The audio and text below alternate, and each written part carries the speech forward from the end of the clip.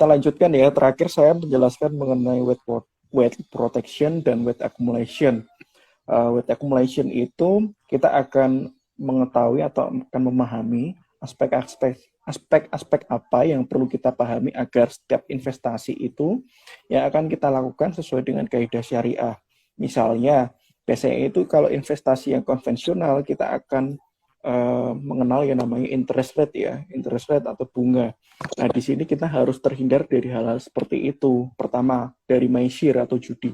Yang kedua, goror atau ketidakpastian. Ketidakpastian ini harus kita pilih. Kita harus bisa membedakan antara, misalkan kalau kita bicara asuransi konvensional itu kita akan mentransfer risiko. Namun kalau kita bicara mengenai asuransi syariah, kita akan membagi risiko atau sharing risk. Nah, yang ketiga kita juga harus terhindar dari riba. Kemudian yang terakhir mengenai wealth distribution and transition, di mana kaidah syariah tentunya sudah jelas mengenai pembagian atas harta waris seperti yang saya jelaskan tadi. Sudah ada bagiannya dan ini juga termaktub dalam Al-Quran. An-Nisa dinyatakan bagian dari setiap ahli waris sudah tertulis. Nah, yang membedakan unsur yang terkait dengan kaidah syariah dan satu hal yang membedakan terkait dengan konsep adalah di dalam syariah kita mengenal yang saya sebut tadi, wealth distribution and transition, di mana harta yang kita miliki atau income yang kita dapatkan atau yang kita peroleh itu bukan semata-mata semuanya menjadi hak sepenuhnya hak kita, namun income tersebut juga harus kita keluarkan sehingga atas harta yang kita berikan itu memberikan manfaat bukan hanya kepada kita, namun juga bagi keluarga kita. Dan oleh karena itu kita juga kalau bicara mengenai perencanaan keuangan yang sesuai dengan syariah, tentunya saya ulangi lagi, perencanaan keuangan syariah adalah proses mencapai tujuan keuangan dan pengelolaan keuangan yang secara teratur, terintegrasi dengan kaidah-kaidah syariah seperti yang saya jelaskan tadi. Jadi pertama harus terbebas dari unsur yang harus membedakan antara konvensional dan syariah. Yang kedua kita harus memahami apa yang disebut wealth protection, wealth accumulation, dan yang terakhir wealth distribution and transition. Oke, mengenai menata anggaran keuangan. Dalam menyusun anggaran keuangan itu kalau kita di dalam bisnis ya, itu bisa kita gunakan sebagai fondasi dalam kita menjalankan sebuah proyek atau dalam kita menjalankan sebuah perencanaan keuangan itu sendiri. Anggaran keuangan adalah alat untuk merencanakan dan mengelola arus kas, bisa arus kas bisnis atau bisa arus kas rumah tangga, sehingga dapat membantu dan menjaga pemasukan dan mengalokasikan pengeluaran itu dengan tepat sesuai dengan kaidah-kaidah syariah untuk mencapai tujuan keuangan yang telah ditetapkan sesuai prioritas. Nah, pengelola anggaran itu harus kita awali pertama dari anggaran tahunan ya. Anggaran tahunan itu bisa terdiri dari pemasukan, yang kedua adalah pengeluaran. Pemasukan ini ada pemasukan tetap dan pemasukan tidak tetap. Pemasukan tidak tetap itu contohnya misalnya bonus, THR, hasil investasi dalam jangka waktu 1 tahun. Atau kalau kita bicara pemasukan tetap itu, kita bisa misalkan sebagai gaji kita selama 1 bulan dikalikan 12 bulan atau 1 tahun. Nah, pemasukan adalah arus uang yang masuk yang berasal dari sumber yang halal pastinya, yang kita gunakan untuk mendanai pengeluaran yang halal.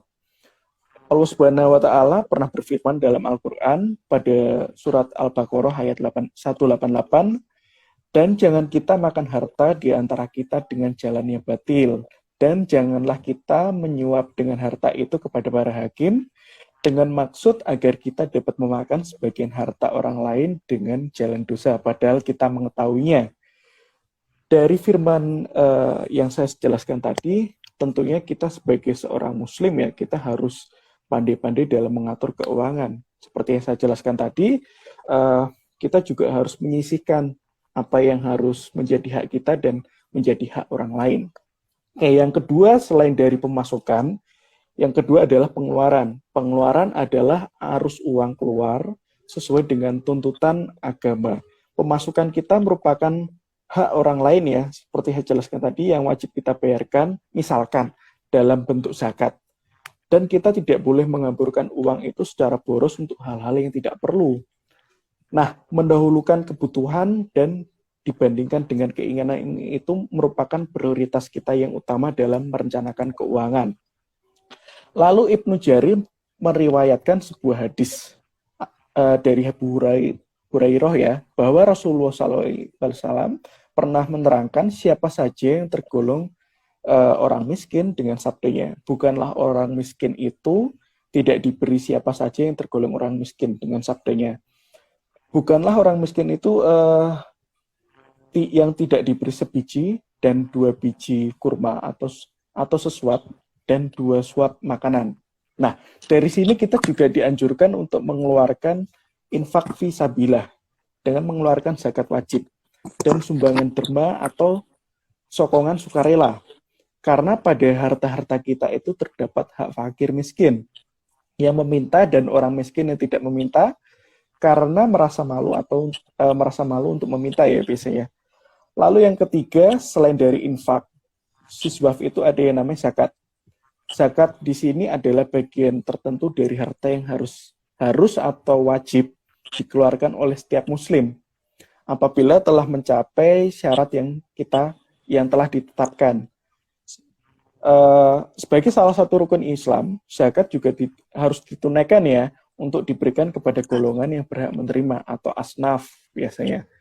Lalu selanjutnya mengenai infak. Infak artinya mengeluarkan dan membelanjakan harta untuk donasi atau kebutuhan yang bersifat konsumtif. Infak bersifat sukarela atau nafilah. Lalu selanjutnya juga ada yang istilah sedekah. Sedekah adalah membelanjakan harta atau mengeluarkan dana dengan tujuan mendekatkan diri kepada Allah Subhanahu wa taala. Yaitu maksudnya adalah sebagai ibadah atau sebagai amal saleh. Sedekah bersifat sukarela.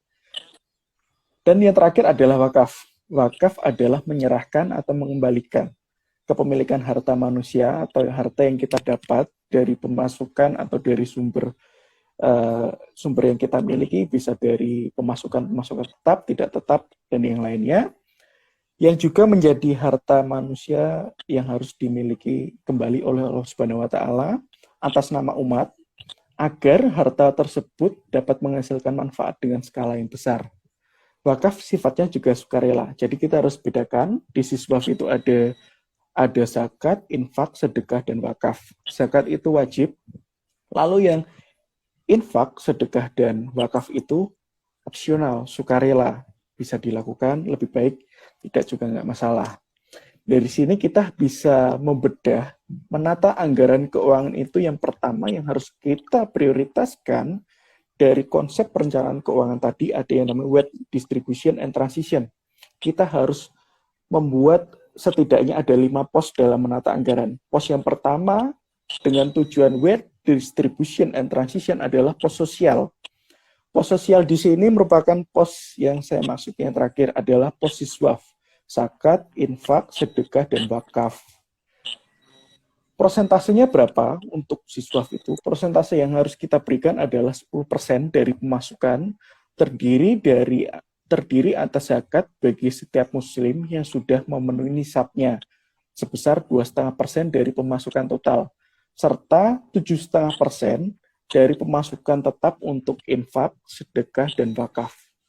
Poin pertama, pos sosial atau pos siswaf ini harus kita lakukan terlebih dahulu untuk mencapai tujuan weight distribution and transition. Lalu yang kedua adalah pos hutang. Pos hutang di sini prosentasenya adalah atau cicilan hutang maksimalnya adalah 35%. Mengapa 35%? 35% dari pemasukan tetap kita harus kita bagi menjadi 2 hal. Yang pertama, kita harus bedakan yang namanya hutang produktif dan hutang konsumtif. Apa itu hutang produktif? Hutang produktif itu adalah uang yang akan kita masukkan ke dalam pos produktif yang akan menghasilkan kembali. Sedangkan hutang konsumtif berbeda dengan hutang produktif. Hutang konsumtif akan kita pakai dan setelah kita pakai tidak akan menghasilkan hal yang akan menjadi milik kita kembali. Kita akan pakai untuk barang-barang yang konsumtif. Misalkan kita pakai untuk membeli barang-barang elektronik atau meja atau kursi yang memiliki depresiasi. Seperti itu. Lalu mengenai persentase 35% tadi ya, 20% harus kita plotkan untuk hutang produktif dan 15% harus kita tentukan sebagai hutang konsumtif. Di sini kita juga harus bijak dalam mengelola keuangan. 20% ini dapat kita maksimalkan menjadi 35% dan hutang konsumtif ini harus kita minimalkan menjadi 0% atau kita bisa lakukan secara bertahap. Bila hutang produktif ingin naik 5%, dari 20% minimalnya akan kita naikkan menjadi 25%, sedangkan hutang konsumtif dari 15% akan kita turunkan menjadi 10%. Yang ketiga, untuk mencapai weight protection, kita harus mengatur yang namanya pos proteksi. Pos proteksi di sini kita akan menganggarkan sebesar minimal 10% dari pemasukan tetap yang kita miliki untuk persiapan dana darurat. Biasanya bisa kita alihkan untuk iuran BPJS atau iuran asuransi jiwa swasta, bahkan juga bisa untuk proteksi asuransi secara umum, misalkan untuk properti atau kendaraan dan lain sebagainya. Selain itu, yang keempat adalah pos investasi. Pos investasi persentasenya adalah 10% minimal dari pemasukan tetap. Akan kita gunakan untuk mendanai tujuan keuangan masa depan, seperti dana pensiun, dana pendidikan anak, dana ibadah haji. Yang terakhir, mengenai pos konsumsi. Pos konsumsi ini biasanya akan kita gunakan untuk memenuhi kebutuhan hidup. Biasanya akan kita bagi lagi menjadi dua hal. Pertama untuk kehidupan sehari-hari, yang kedua juga bisa kita sisihkan untuk dana tabungan. Oke, mengenai prioritas keuangan atau prioritas pengeluaran, menganjurkan kita menyisihkan sebagian dari pemasukan di depan, sesuai dengan urutan prioritas sebelum dikonsumsi. Jadi bila kita mendapatkan penghasilan sebesar 20 juta setiap bulannya, pastinya kita harus memprioritaskan apa yang harus kita keluarkan terlebih dahulu. Yang pertama tadi, kesimpulannya adalah pos sosial, kedua pos hutang, ketiga pos proteksi, investasi, dan konsumsi. Baru boleh kita sisihkan untuk hal-hal yang kita butuhkan, misalkan untuk kebutuhan-kebutuhan konsumsi lainnya. Jadi yang harus kita perhatikan adalah kita harus disiplin dan harus menjaga rutinitas itu. Oke.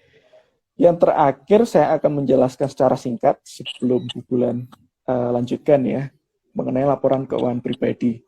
Laporan keuangan pribadi ini biasanya bisa kita sebut juga sebagai financial book plan. Financial book plan ini merupakan gambaran keuangan agar Anda mengetahui sumber pemasukan dan prioritas pengeluaran dibandingkan dengan prioritas pengeluaran yang ideal yang mengacu pada pengelolaan keuangan syariah, agar dapat dianalisa apakah sudah tepat atau masih terdapat gap di dalamnya. Selain itu, tujuan keuangan seperti dana darurat, wakaf uang dapat kita ketahui jumlahnya dan dilakukan upaya untuk memenuhinya. Nah, dari sini untuk menata anggaran keuangan ke laporan keuangan pribadi, Sobat Inspirasi Keuangan Syariah bisa berkonsultasi dengan pt.iksh di Instagram atau bisa menghubungi admin ya tentunya. Bisa ke Mbak Amelia atau Akfa atau yang terkait, kontaknya ada di bio. Rekan-rekan bisa melakukan konsultasi, pelatihan, pendidikan, bahkan sertifikasi. Nanti juga akan ada Bu Bulan sebagai mentor kita yang akan masuk di dalam PT IKSH. Jadi itu aja Ami mengenai penjelasan saya secara singkat dari konsep perencanaan keuangan syariah, lalu menata anggaran, dan yang terakhir laporan keuangan pribadi. Saya ingin menjelaskan itu aja. Selanjutnya saya ingin minta tolong ke Bu Bulan untuk menjelaskan lebih lanjut nih, apa sih laporan keuangan pribadi, bahkan laporan keuangan perusahaan ya Bu Bulan.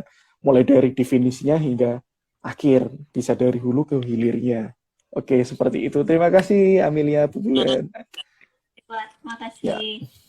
ya. Oke, selanjutnya untuk mentor kita yang kedua, Ibu Bulan Netra yang merupakan profil singkatnya, yang merupakan seorang dosen, pengusaha, dan influencer dari bank ternama di Indonesia. Untuk temanya, laporan keuangan pribadi syariah. Untuk Bu Bulan dipersilakan untuk menjelaskannya. Terima kasih. Oke, terima kasih Ami. Tadi Oh, juga udah dijelasin ya sama Pak Ardian sebelumnya. Yang join live hari ini juga sepertinya udah tertarik banget nih Mas sama anggaran yang udah Mas jelasin tadi. Dan sekarang saya akan menjelaskan tentang laporan keuangan. Sebelumnya suara saya terdengar jelas ya? Ya, terdengar jelas. Iya, terdengar ya. Oke, Oke. tadi kan Mas Ardian udah dengan sangat jelas menjelaskan tentang anggaran. Terus kadang-kadang kita sebagai manusia itu sering lupa, kita udah menganggarkan dengan baik dan benar, tapi kita nggak melihat review dari hasil anggaran kita itu. Jadi kadang-kadang kita udah udah menganggarkan, oh sekian untuk infak, sekian untuk kebutuhan kita, sekian untuk investasi, dan lain-lain. Tapi ketika 1 bulan itu berjalan, kita nggak nge-review tuh, apakah sudah sesuai dengan anggaran yang kita anggarkan, atau malah melenceng. Nah, itu yang sering jadi miss, yang bahkan kadang-kadang seperti Mas Ardian tadi bilang, kita tuh mau ngelihat apakah ada gap sih di antara anggaran dengan kejadian yang benar-benar terjadi. Itulah fungsi yang namanya laporan keuangan. Seperti itu. Itu overview-nya dulu tentang laporan keuangan. Nah, sekarang saya ini kan sehari-harinya adalah dosen keuangan. Jadi kita melihat dulu nih laporan keuangan secara resminya, secara dari PSAK-nya. PSAK itu adalah pernyataan standar akuntansi keuangan, di mana lembaga ini mengatur jalannya akuntansi keuangan itu seperti apa. Nah, jadi menurut PSAK, laporan keuangan itu adalah penyajian terstruktur dari posisi keuangan dan kinerja keuangan suatu entitas. Jadi dari PSAK juga menyatakan bahwa tujuan laporan keuangan itu memberikan informasi mengenai posisi keuangan, kinerja keuangan, dan arus kas entitas. Jadi dari hal ini dinyatakan bahwa laporan keuangan ini dapat menghasilkan suatu informasi yang bermanfaat untuk entitas tersebut. Itu adalah secara garis besar tentang laporan keuangan. Bagaimana sih laporan keuangan tersebut ternyata berfungsi loh, bukan hanya melaporkan berapa besarnya keuntungan atau berapa besarnya kerugian dari suatu entitas. Jadi bagaimana perusahaan tersebut mengambil informasi, mengambil keputusan itu berasal dari laporan keuangan. Oke. Kita masuk itu kan dari PSAK. PSAK itu mengatur secara general akuntansi keuangan. Lalu kita masuk nih, bagaimana sih kalau laporan keuangan tapi dengan sistem syariah? Sistem syariah itu sebenarnya apa? Sistem keuangan syariah itu apa sih perbedaannya dengan sistem keuangan konvensional, sistem keuangan yang kita jalankan sehari-hari? Jadi sebelumnya background saya adalah akuntan di bank ternama di Indonesia, yang bisa dikatakan bank nomor 1 di Indonesia. Dan jujur Li, saya keluar karena Rita. Jadi saya sadar, Oke. oh ternyata tidak baik bekerja di sini, bukan tidak baik. Ternyata ada prinsip yang bertolak belakang dengan yang saya dan agama saya ajarkan. Jadi saya keluar dengan dari bank tersebut, dan pelan-pelan saya mulai menoleh segala sesuatu yang sifatnya syariah, seperti itu. Jadi apa sih sebenarnya sistem keuangan syariah itu ya? Jadi sistem keuangan syariah itu adalah yang berprinsip dengan syariah, yakni berpegang teguh dengan Al-Quran. Jadi sebenarnya ada suatu jurnal yang menyatakan bahwa sebenarnya cara memberantas kemiskinan itu cuma satu, yaitu keuangan harus berpegang teguh dengan syariah. Jadi kita sebenarnya hanya melakukan keuangan dengan cara yang diajarkan Allah dan Rasulullah. Jadi pada jurnal tersebut membahas bagaimana apabila kita berpegang pada ajaran Allah dan Rasulullah, insya Allah kemiskinan itu terberantas. Nah, Di sini saya akan menjelaskan tentang laporan keuangannya dulu. Nanti kita akan pelan-pelan membahas satu-satu bagaimana sih sebenarnya ekonomi syariah itu, dan insya Allah apabila mengikuti terus-menerus pelatihan yang kita jalankan, insya Allah pelan-pelan Indonesia akan terberantas kemiskinannya. Pastinya seperti itu. Bismillah ya, kita mulai. Oke, jadi setelah saya pelajari lagi sebenarnya perbedaannya laporan keuangan konvensional dengan laporan keuangan syariah itu yang titik beratnya sama seperti yang Mas Ardian tadi jelaskan. Jadi keuangan syariah itu kerugian, keuntungan kita tanggung bersama. Sebenarnya seperti itu. Kalau misalnya konvensional diberatkan pada bunga, sedangkan itu yang diberatkan di bidang konvensional. Sedang dipertanyakan di bidang syariah, dari mana sih bunga itu berasal? Dan bunga itu biasanya diberatkan di masyarakat atau peminjam, atau kalau di sini penabung, seperti itu. Sedangkan di bidang syariah tidak seperti itu. Sorry lagi, emang.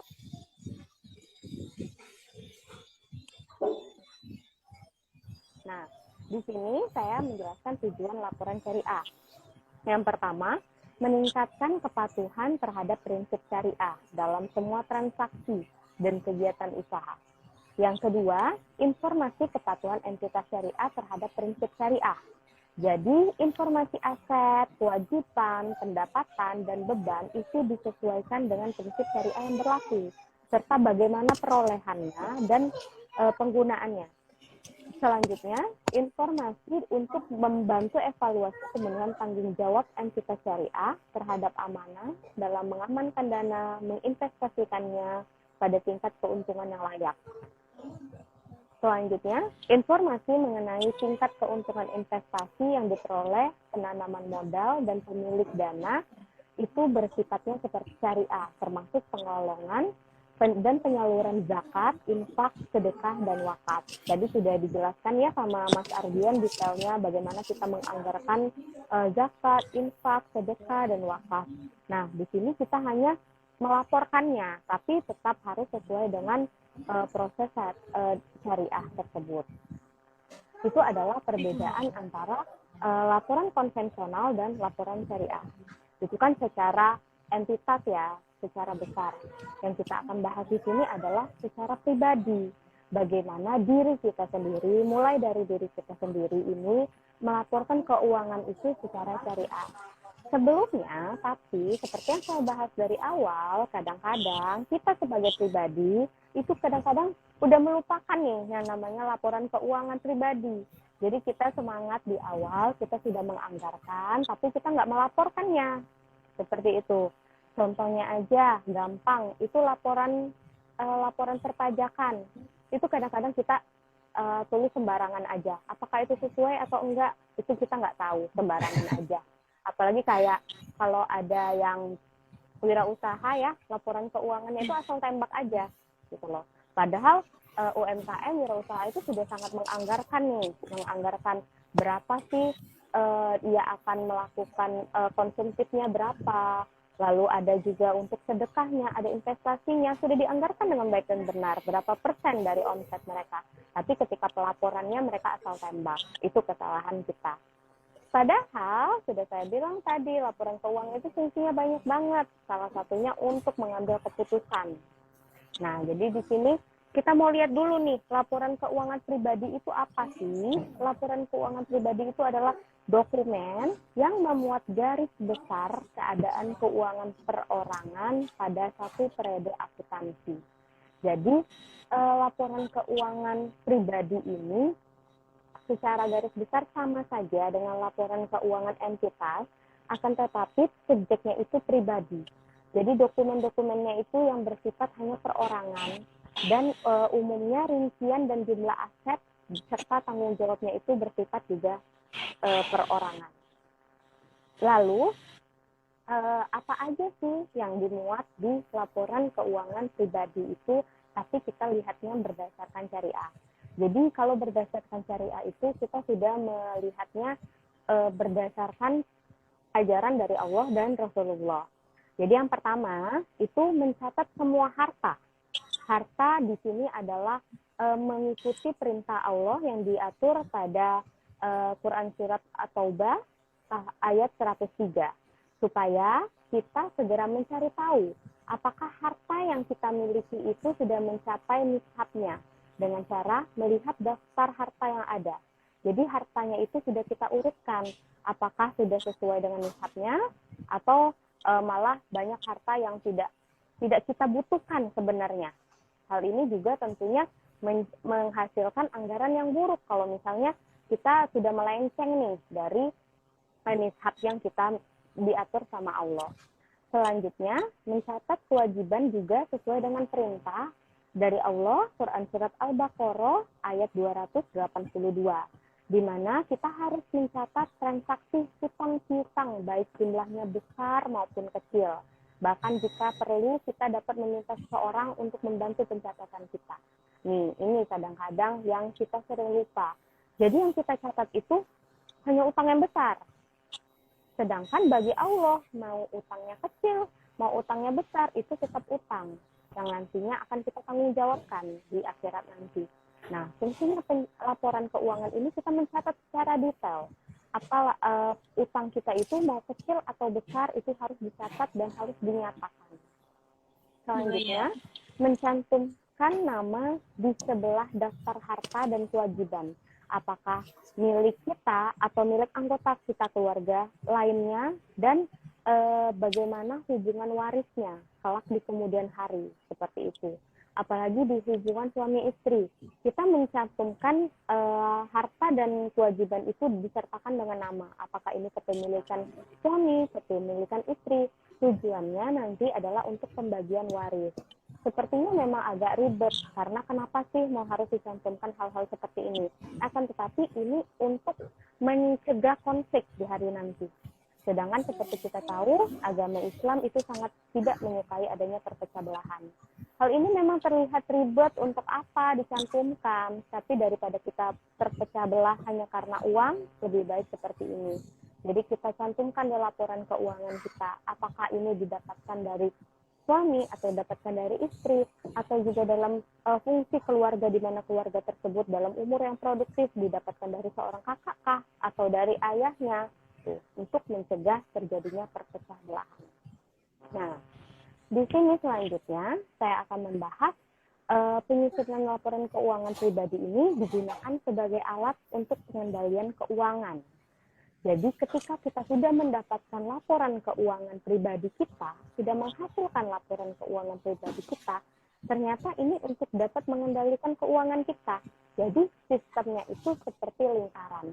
Ketika kita sudah mendapatkan laporan, kita melihat, kita mengkoreksi, oh sepertinya anggaran yang saya lakukan untuk periode selanjutnya akan saya kurangi berapa persen, karena tidak sesuai dengan apa yang saya anggarkan sebelumnya. Jadi lingkaran seperti itu. Setelah kita menganggarkan, eksekusi, lalu kita mendapatkan laporan, kita kembali lagi menganggarkan, eksekusi, dan mendapatkan laporan. Laporan ini tujuannya untuk mereview, mengkoreksi, apakah anggaran yang saya lakukan sebelumnya sudah baik atau belum, apakah sesuai dengan rencana saya atau belum. Nah, inilah yang disebut bahwa penyusunan laporan keuangan pribadi itu sebagai pengendali keuangan kita.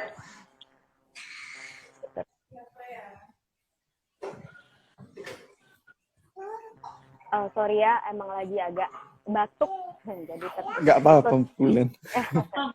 Jadi selain itu juga untuk menghindari dan untuk mengurangi resiko keuangan bagi keluarga kita.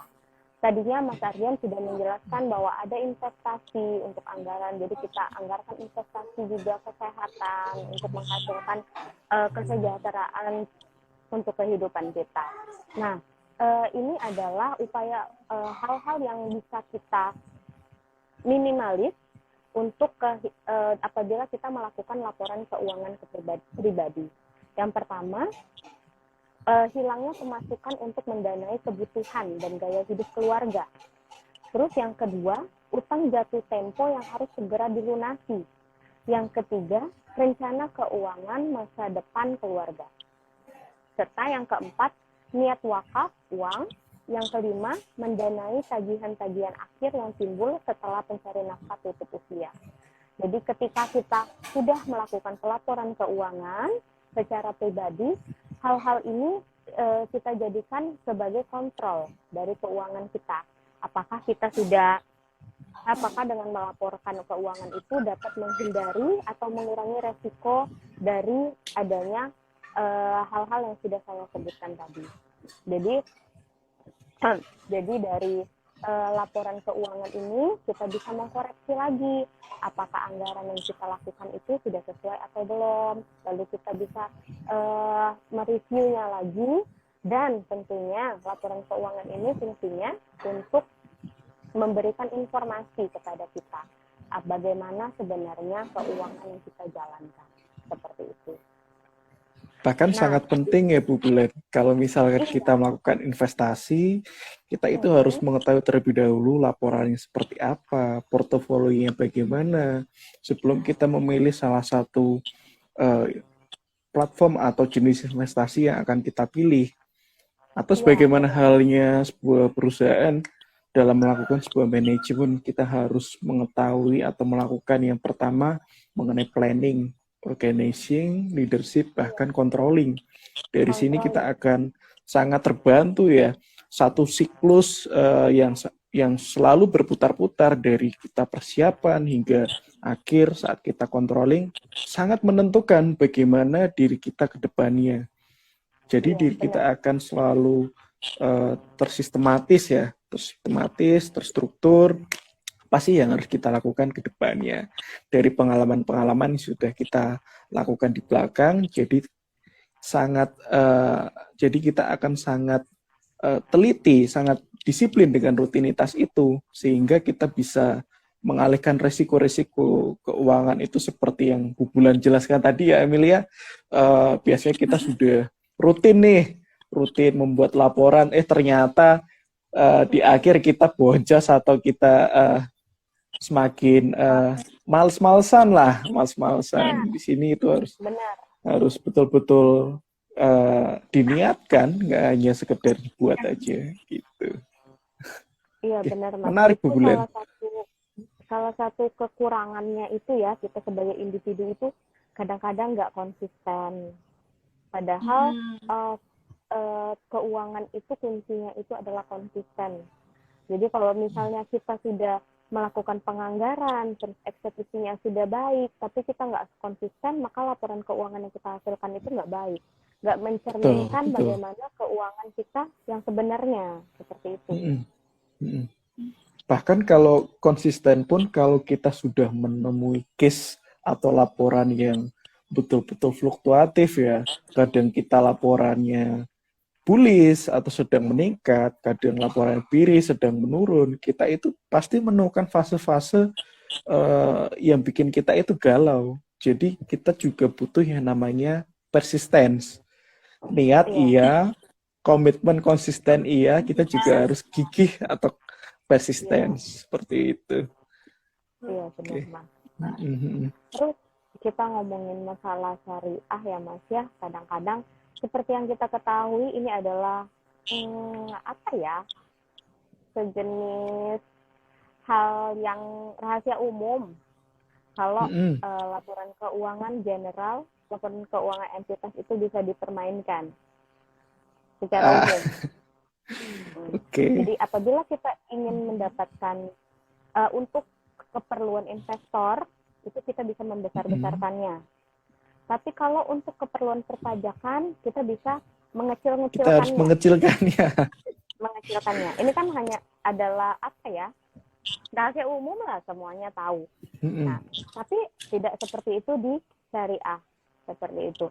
Jadi kalau saya mengartikannya dengan syariah itu, kita itu sudah terlibat hidup untuk keuangan ini sudah melibatkan Allah. Jadi bagaimana kita menjalankannya benar-benar sesuai dengan perintah Allah. Jadi kalau misalnya kita sudah mempermainkan hal tersebut, jadinya kita berkaca dengan diri kita sendiri. Sudah pantaskah ini disebut laporan keuangan? Karena tanggung jawabnya bukan hanya di dunia. Seperti itu. Jadi itulah plusnya gitu loh, syariah itu. Akan selalu menjaga kita itu pada jalurnya. Jadi kita akan selalu on the track ya. Oke. Oke.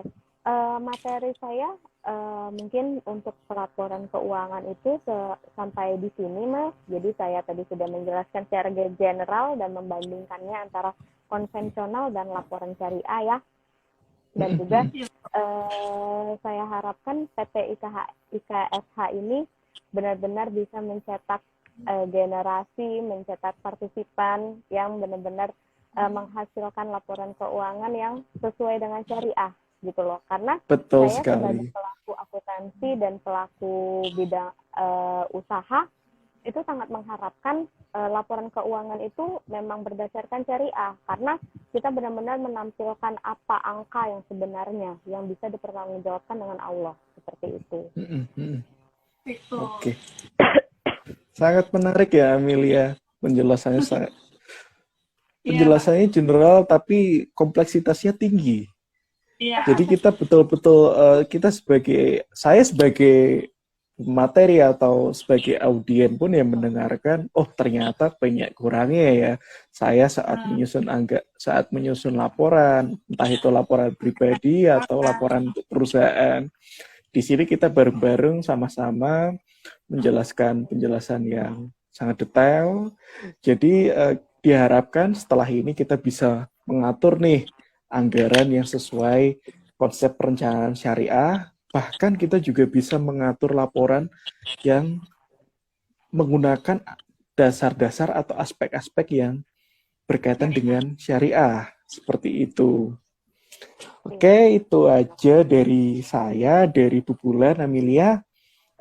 Terakhir mungkin untuk audien atau partisipan yang ada, rekan-rekan Sobat IKSH bisa melakukan konsultasi, pendidikan, pelatihan, dan sertifikasi. PT IKSH atau Inspirasi Keuangan Syariah dapat membantu Anda untuk melakukan penataan anggaran. Bahkan kita juga akan bisa atau memfasilitasi mengenai penataan yang kedua, bisa mengenai penataan kesehatan atau asuransi jiwa, perencanaan keuangan untuk asuransi jiwa. Ketiga, untuk ibadah haji, kepemilikan rumah, dana pendidikan anak, wakaf, hingga laporan keuangan.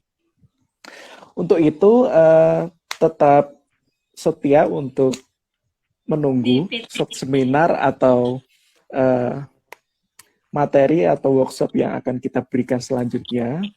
Jangan lupa untuk follow dan share Instagram kita, serta Instagram saya @ardianmtf, dan Instagram Bulan Netra, @bulannetra, dan moderator kita yang membantu kita hari ini, Amelia. Nanti bisa dicek sendiri di Instagramnya. Itu aja, Amelia, saya kembalikan ke moderator. Oke, untuk teman-teman sekalian dan Bapak Ibu, apabila saya ada kata atau salah mohon dimaafkan. Untuk kali ini banyak kendalanya. Nggak apa-apa, Amelia. Oke, untuk Ibu dan Bapak terima kasih atas waktunya yang telah diberikan untuk live kali ini. Oke, saya tutup. Ini langsung tutup aja ya, Pak? Ya. Oke, saya tutup. Assalamualaikum warahmatullahi wabarakatuh. Waalaikumsalam. Terima kasih, Amelia. Terima kasih, Bulan. Terima kasih, Mbak Amel, Mas Ardian. Ya. Izin, Lis, ya. Oke.